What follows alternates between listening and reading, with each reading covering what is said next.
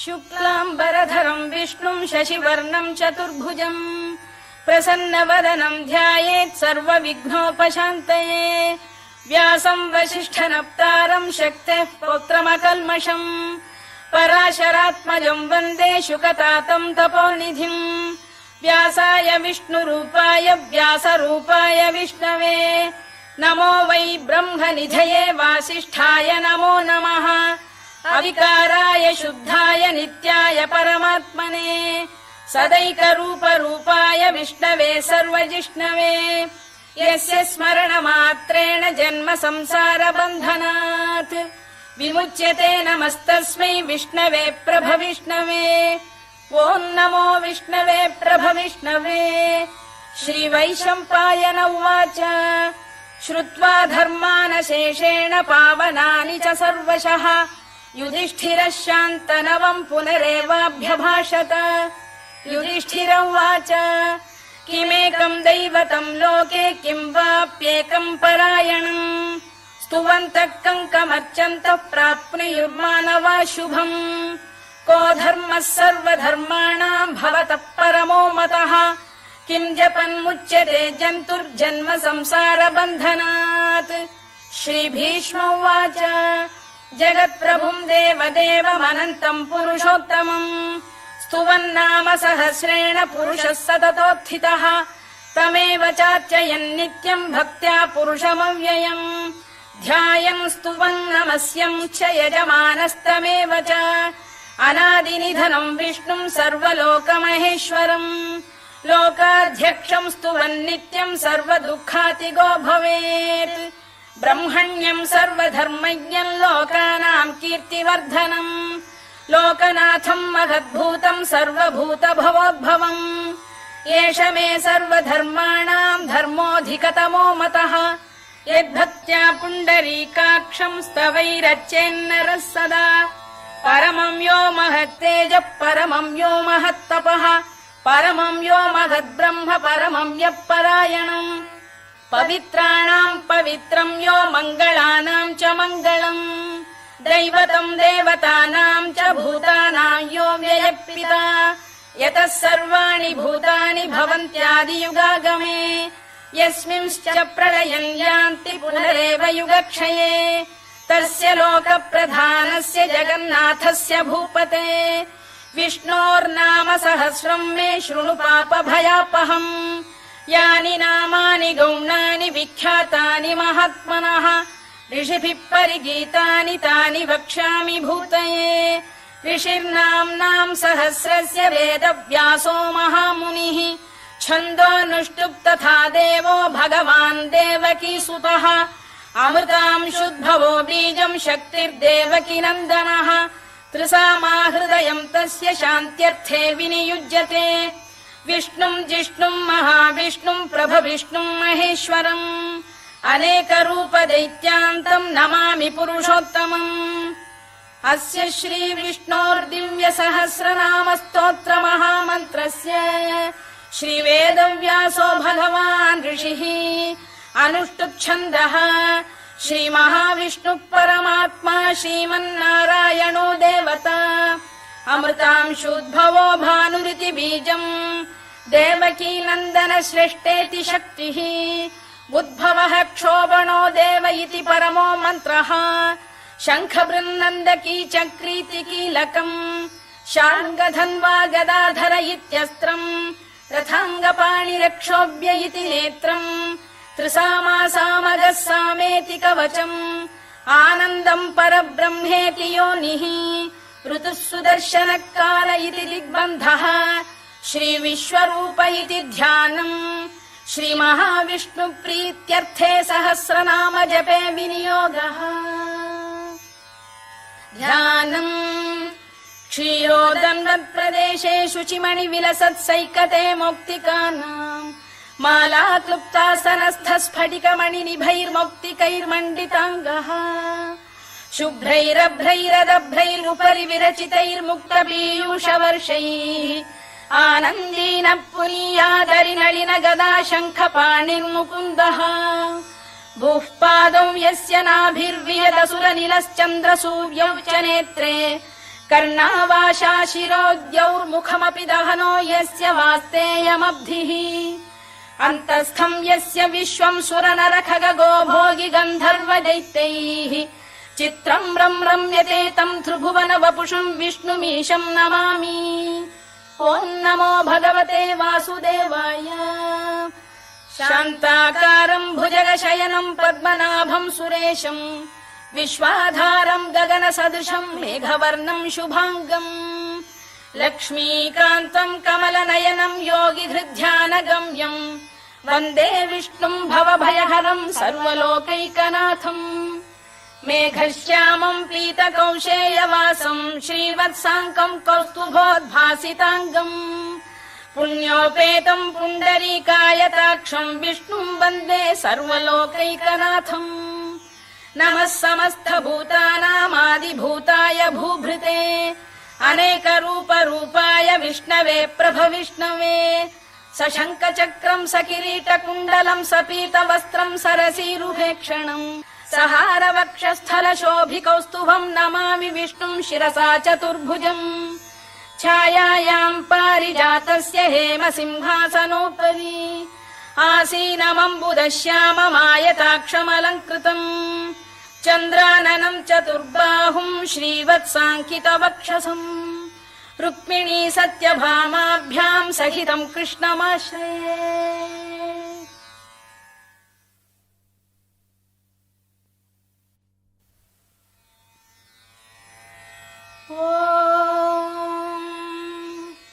विश्वम् विष्णुर्वषत्कारो भूतभव्य भवत्प्रभुः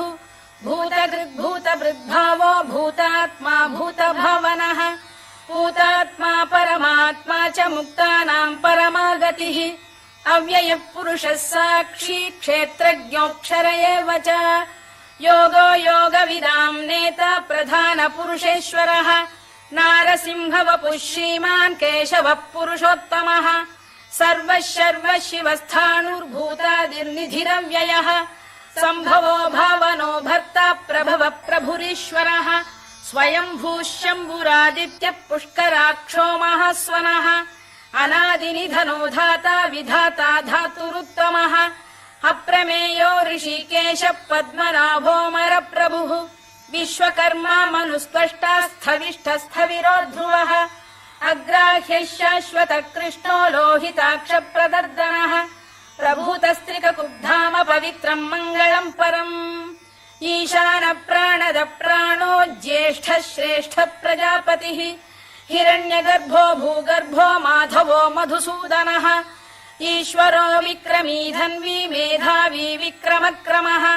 अनुत्तमो दुराधर्ष्य कृतज्ञः कृतिरात्मवान् सुरेशः शरणम् शर्म विश्वरेता प्रजाभवः अधः संवत्सरो व्याल प्रत्ययः सर्वदर्शनः अजः सर्वेश्वरः सिद्धः सिद्धिः सर्वादिरच्युतः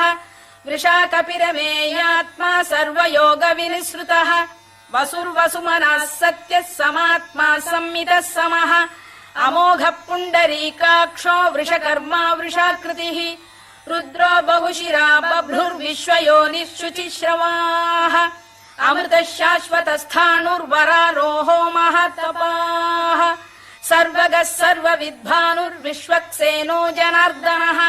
वेदो वेदविदव्यङ्गो वेदाङ्गो वेदवित्कविः लोकाध्यक्षः सुराध्यक्षो धर्माध्यक्षः कृताकृतः चतुरात्मा चतुर्व्यूहश्चतुर्दंष्टश्चतुर्भुजः भ्राजिष्णुर्भोजनम् भोक्ता सहिष्णुर्जगदादिजः अनघो विजयो जेता विश्वयोनिः पुनर्वसुः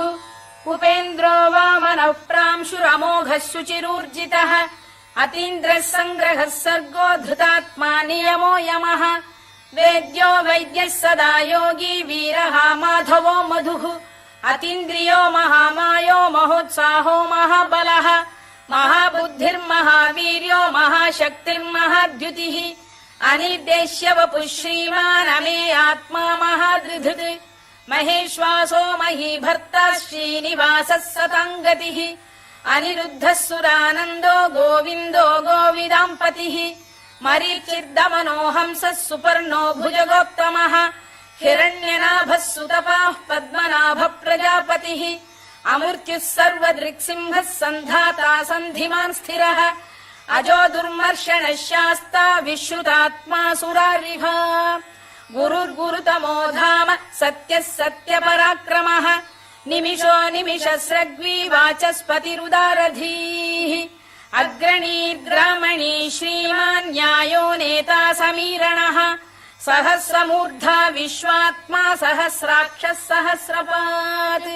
आवर्तनो निवृत्तात्मा संवृतः सम्प्रमर्दनः अधः संवर्तको वह्निरनिलो धरणीधरः सुप्रसाद प्रसन्नात्मा विश्वधृक् विश्वभुग्विभुः सत्कर्ता सत्कृतः साधुर्जह्नुर्नारायणो नरः असङ्ख्येयो प्रमेयात्मा विशिष्टः शिष्टकृच्छुचिः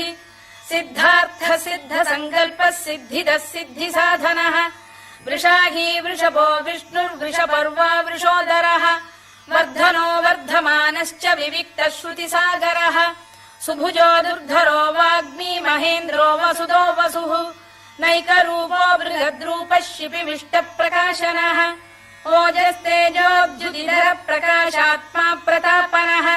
वृद्धस्पष्टाक्षरो मन्त्रश्चन्द्रांशुर्भास्करद्युतिः अमृतांशुद्भवो भानुः शशबिन्दुः सुरेश्वरः औषधम् जगतः सेतुः सत्यधर्मपराक्रमः भूतभव्यभवन्नाथः पवनः पावनो नलः कामः कामकृत्कान्तः कामः कामप्रदप्रभुः युगादिकृद्युगावर्तो नैकमायो महाशनः अदृश्यो व्यक्तरूपश्च सहस्रजिदनन्तजित् इष्टो विशिष्टः शिष्टेष्टः शिखण्डी नघुषो वृषः क्रोधः क्रोधकृत्कर्ता विश्वबाहुर्महीधरः अच्युत प्रथित प्राण प्राणदो वासवानुजः अपां निधिरधिष्ठानमप्रमत्त प्रतिष्ठितः स्कन्द स्कन्दधरो धुर्यो वरदो वायुवाहनः वासुदेवो बृहद्भानुरादिदेवः पुरन्दरः अशोकस्तारणस्तारः शूरः शौरिर्जनेश्वरः अनुकूलः शतावर्तः पद्मी पद्मनिभेक्षणः पद्मनाभोरविन्दाक्षः पद्मगर्भः शरीरभृत् महर्धिर्वृद्धो वृद्धात्मा महाक्षो गरुडध्वजः अतुलः शरभो भीमः समयज्ञो हविर्हरिः सर्वलक्षणलक्षण्यो लक्ष्मीवान् समितिञ्जयः विक्षरो रोहितो मार्गो हेतुर्दामोदरः सहः महीधरो महाभागो वेगवानमिताशनः उद्भवः क्षोभणो देवः श्रीगर्भः परमेश्वरः करणम् कारणम् कर्ता विकर्ता गहनो गुहः व्यवसायो व्यवस्थानः संस्थानस्थानदो ध्रुवः परधिः परमस्पष्टस्तुष्टः पुष्टः शुभेक्षणः रामो विरामो विरतो मार्गो नेयो नयोनयः वीरः शक्तिमताम् श्रेष्ठो धर्मो धर्मविदुत्तमः वैकुण्ठः पुरुष प्राण प्राणद प्रणव पृतुः हिरण्यगर्भः शत्रुघ्नो व्याप्तो वायुरभोक्षजः ऋतुः सुदर्शनकालः परमेष्ठी परिग्रहः उग्रः संवत्सरो दक्षो विश्रामो विश्वदक्षिणः विस्तारस्थावरस्थाणुः प्रमाणम् बीजमव्ययम् अर्थोऽनर्थो महाकोशो महाभोगो महाधनः अनिर्विण्णस्थविष्ठो भूर्धर्मयूपो महामखः नक्षत्रनेमिर्नक्षत्री क्षमः क्षामः समीहनः यज्ञयुज्यो महेद्यश्च क्रतुः सत्रम् सताम् गतिः सर्वदर्शी विमुक्तात्मा सर्वज्ञो ज्ञानमुत्तमम् सुव्रतः सुमुखः सूक्ष्मः सुघोषः सुखदः सुहृद् मनोहरो जितक्रोधो वीरबाहुर्विदारणः स्वापनः स्ववशो व्यापी नैकात्मा नैककर्मकृत् वत्सरो वत्सलो वत्सी रत्नगर्भोधनेश्वरः धर्मकृद्धर्मकृद्धर्मी सदसक्षरमक्षरम् अविज्ञाता सहस्रांशुर्विधाता कृतलक्षणः गभस्तिनेमिः सत्तस्तः सिंहो भूतमहेश्वरः आदिदेवो महादेवो देवेशो देवभृद्गुरुः उत्तरो गोपतिर्गोप्ता ज्ञानगम्यः पुरातनः शरीरभूतभृद्भोक्ता कपीन्द्रो भूरि दक्षिणः सोमपो मृतपः सोमः पुरुजित् पुरुसत्तमः विनयो जयः सत्यसन्धो दाशार्हः सात्वताम् पतिः जीवो विनयिता साक्षी मुकुन्दोमित विक्रमः अम्भो निधिरनन्तात्मा महोदधिशयोऽन्तकः अजो महार्घः स्वाभाव्यो जिता मित्र प्रमोदनः आनन्दो नन्दनो नन्दः सत्यधर्मा त्रिविक्रमः महर्षि कपिलाचार्य कृतज्ञो मेदिनीपतिः त्रिपदस्त्रिदशाध्यक्षो महाशृङ्गकृतान्तकृत् महावराहो गोविन्दः सुषेणः कनकाङ्गनी गुह्यो गभीरो गहनो गुप्तश्चक्रगदाधरः मेधास्वाङ्गो जितकृष्णो दृढः सङ्कर्षणोच्युतः वरुणो वारुणो वृक्षः पुष्कराक्षो महामनाः भगवान् बलहानन्दी वनमाली हलायुधः आदित्यो ज्योतिरादित्यः सहिष्णुर्गतिसत्तमः सुधन्वाखण्ड परशुर्दारुणो द्रविणप्रदः दिवस्पृक् सर्वदृग्व्यासो वाचस्पतिरयो निजः त्रिसामासामगः साम निर्वाणम् भेषजम् भिषज सन्न्यासकृच्छमः शान्तो निष्ठा शान्तिपरायणम् शुभाङ्गः शान्तिदः स्रष्टा कुमुदः कुवलेशयः गोहितो गोपतिर्गोप्ता वृषभाक्षो वृषप्रियः अनिवर्ती निवृत्तात्मा संक्षेप्ता क्षेमकृत् शिवः श्रीवत्सवक्षः श्रीवासः श्रीपतिः श्रीमताम्बरः श्रीधः श्रीशः श्रीनिवासः श्रीनिधिः श्रीविभावनः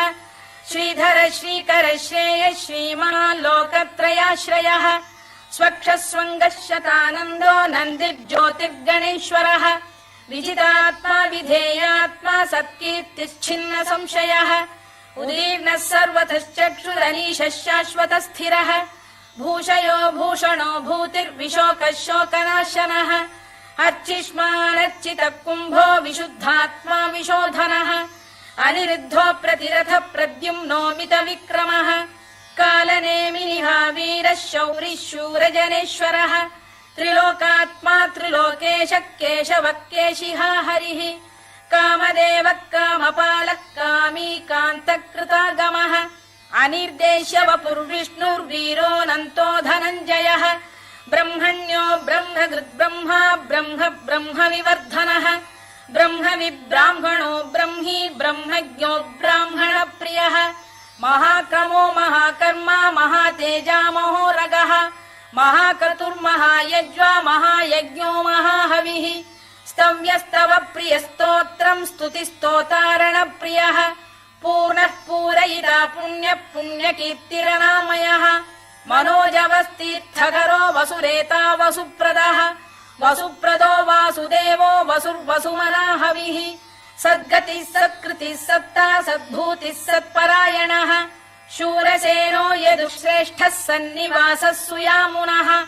भूतावासो वासुदेवः सर्वासु निलयो नलः दर्पः दर्पदो दृप्तो दुर्धरोऽथा पराजितः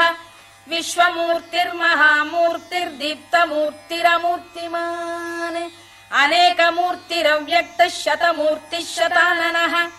एकोनैकः स वक्र किम् यत्तत्पदमनुत्तमम् लोकबन्धुर्लोकनाथो माधवो भक्तवत्सलः सुवर्णवर्णो हेमाङ्गो वराङ्गश्चन्दनाङ्गदी वीरः विषमः शून्यो घृता क्षीरचरश्चलः अमानी मानदो मान्यो लोकस्वामी त्रिलोकभृत् सुमेधा मेधजो धन्यः सत्यमेधाधराधरः तेजो वृषोद्युतिधरः सर्वशस्त्रभृताम्बरः प्रग्रहो निग्रहो व्यग्रो नैकशृङ्गो गदाग्रजः चतुर्मूर्तिश्चतुर्बाहुश्चतुर्व्यूहश्चतुर्गतिः चतुरात्मा चतुर्भावश्चतुर्वेदविदेकपात् समावर्तो निवृत्तात्मा दुर्जयो दुरधिक्रमः दुर्लभो दुर्गमो दुर्गो दुरावासो दुरारिः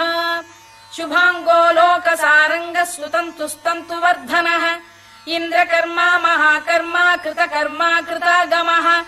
उद्भवः सुन्दरः सुन्दो रत्ननाभः सुलोचनः अर्को वाजसनः शृङ्गी जयन्तः सर्वविजयी सुवर्णबिन्दुरक्षोभ्यः सर्ववागीश्वरेश्वरः महाह्रदो महागर्तो महाभूतो महानिधिः कुमुद कुन्दर कुन्द पर्जन्यः पावनो निलः अमृताशोऽमृतवपुः सर्वज्ञः सर्वतोमुखः सुलभः सुव्रतः सिद्धः शत्रुजिच्छत्रुतापनः न्यग्रोधोदुम्बरोश्चतश्चाणूरान्ध्रैषूदनः सहस्रार्चिः सप्तजिह्वः सप्तैधाः सप्तवाहनः अमूर्तिरनघोचिन्त्यो भयकृद्भयनाशनः अणुबृहत्कृशस्थूलो गुणभिर्निर्गुणो महान् अधृतस्वधृतस्वास्य प्राग्वंशो वंशवर्धनः भारभृत्कथितो योगी योगीशः सर्वकामदः आश्रमश्रमणः क्षामः सुपर्णो वायुवाहनः धनुर्धरो धनुर्वेदो दण्डो दमयिता दमः अपराजितः सर्वसहो नियन्ता नियमो यमः सत्त्ववान् सात्विकः सत्यः सत्यधर्मपरायणः अभिप्रायप्रियार्होः प्रियकृत्प्रीतिवर्धनः विहाय सगतिर्ज्योतिः सुरुचिर्कुतभुक् विभुः रविर्विरोचनः सूर्यः सवितारविलोचनः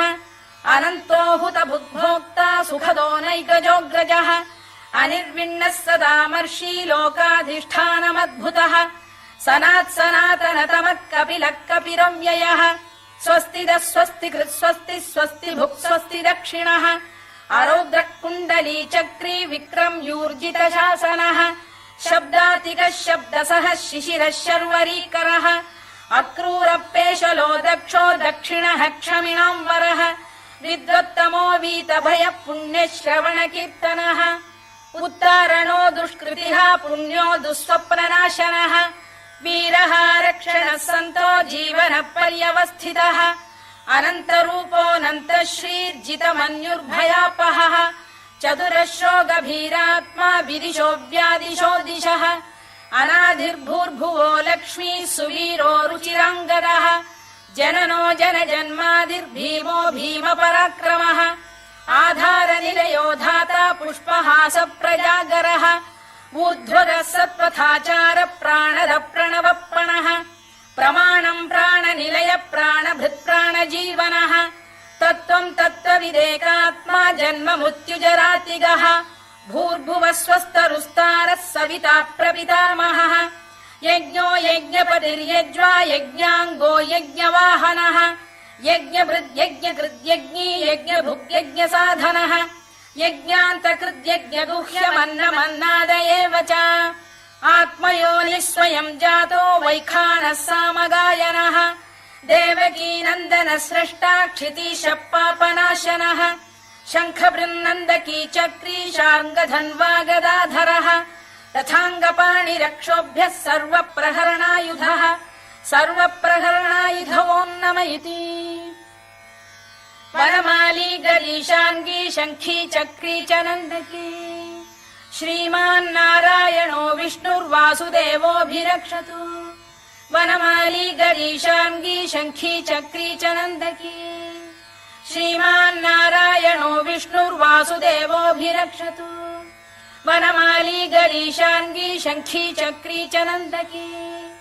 श्रीमान्नारायणो विष्णुर्वासुदेवोऽभिरक्षतु इतीदम् कीर्तनीयस्य केशवस्य महात्मनः नाम्नाम् सहस्रम् दिव्यानामशेषेण प्रकीर्तितम् य इदम् शृणुयान् नित्यम् यश्चापि परिकीर्तयेत् नाशुभम् प्राप्नुयात् किञ्चित् सोमुत्रेह च मानवः वेदान्तको ब्राह्मणः स्यात् क्षत्रियो विजयी भवेत् वैश्यो धनसमृद्धः स्यात् क्षुद्रः सुखमवाप्नुयात् धर्मार्थी प्राप्नुयात् धर्ममर्थार्थी चार्थमाप्नुयात् कामानवाप्नुयात् कामी प्रजार्थी चाप्नुयात् प्रजाम् भक्तिमान् यः सदोत्थाय शुचिस्तद्गतमानसः सहस्रम् वासुदेवस्य नाम्नामेतत् प्रकीर्तयेत् यशः प्राप्नोति विपुलम् याति प्राधान्यमेव च अचलाम् श्रियमाप्नोति श्रेयः प्राप्नोत्यनुत्तमम् न भयम् क्वचिदाप्नोति वीर्यम् तेजश्च विन्दति भवत्यरोगोद्युतिमान् बलरूपगुणान्वितः रोगार्तो मुच्यते रोगात् बद्धो मुच्येत बन्धनात् भयान्मुच्येत भीतस्तु मुच्येतापन्न आपदः दुर्गाण्यतितरत्याशु पुरुषः पुरुषोत्तमम् स्तुवन्नाम सहस्रेण नित्यम् भक्तिसमन्वितः वासुदेवाश्रयो मर्त्यो वासुदेवपरायणः सर्वपापविशुद्धात्मा याति ब्रह्म सनातनम् न वासुदेव भक्तानामशुभम् विद्यते क्वचित् जन्म मृत्युजरा व्याधि भयम् नैवोपजायते इमम् स्तवमधीयान श्रद्धा भक्तिसमन्वितः युज्येतात्मसुखक्षान्ति श्रीधृतिस्मृतिकीर्तिभिः न क्रोधो न च मात्सर्यम् न लोभो न शुभामतिः भवन्ति कृतपुण्यानाम् भक्तानाम् पुरुषोत्तमे द्यौः स चन्द्रार्कनक्षत्राखम् दिशो भूर्महो दधिः वासुदेवस्य वीर्येण विधृतानि महात्मनः ससुरासुरगन्धर्वम् स यक्षोरगराक्षसम् जगत्वशे वर्ततेदम् कृष्णस्य सचराचरम् इन्द्रियाणि मनो बुद्धिः सत्त्वम् तेजो बलम् धृतिः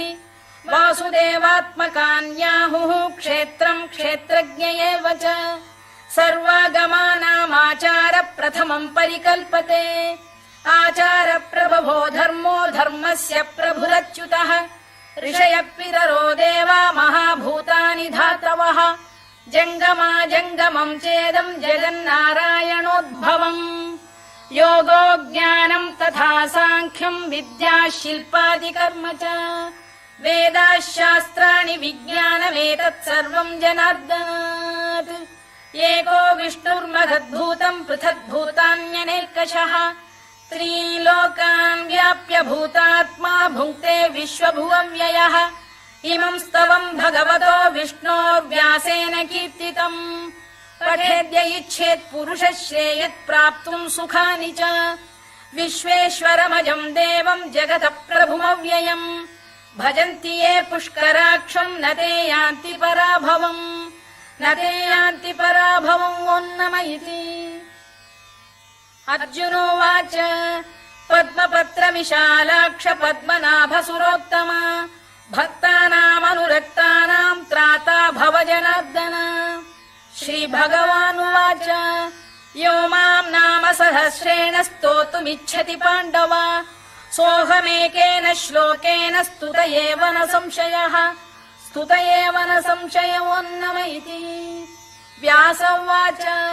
वासनाद्वासुदेवस्य वासितम् भुवनत्रयम् सर्वभूतनिवासोऽसि वासुदेव नमोऽस्तु ते वासुदेव नमोऽस्तु ते ओन्नम इति पार्वत्युवाच केनोपायेन लघुना विष्णोर्नाम सहस्रकम् पठ्यते पण्डितैर्नित्यम् श्रोतुमिच्छाम्यहम् प्रभो ईश्वर उवाच श्रीराम राम रामेति रमे रामे मनोरमे सहस्रनाम तत्तुल्यम् राम नाम वरानने श्रीराम राम रामेति रमे रामे मनोरमे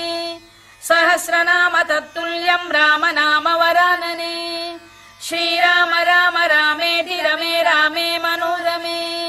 सहस्रनाम तत्तुल्यम् राम नाम वरानने राम नाम वरानन ओन्नम इति ब्रह्मोवाच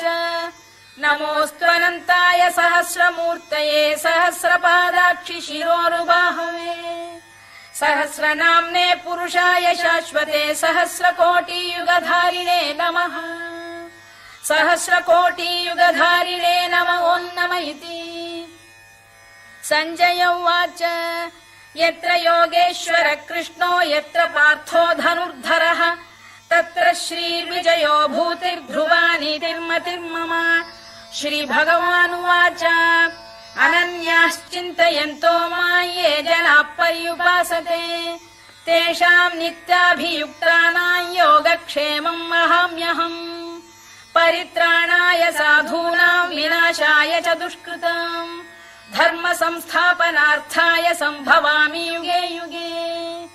आर्ता विषण्णाः शिथिलाश्च भीता घोरेषु च व्याधिषु वर्तमानाः संकीर्त्य नारायण शब्दमात्रम् विमुक्त दुःखाः सुखिनो भवन्तु कायेन वाचा मनसेन्द्रियैर्वा बुद्ध्यात्मना वा प्रकृते स्वभावात् करोमि यद्यत् सकलम् परस्मै नारायणायेति समर्पयामि।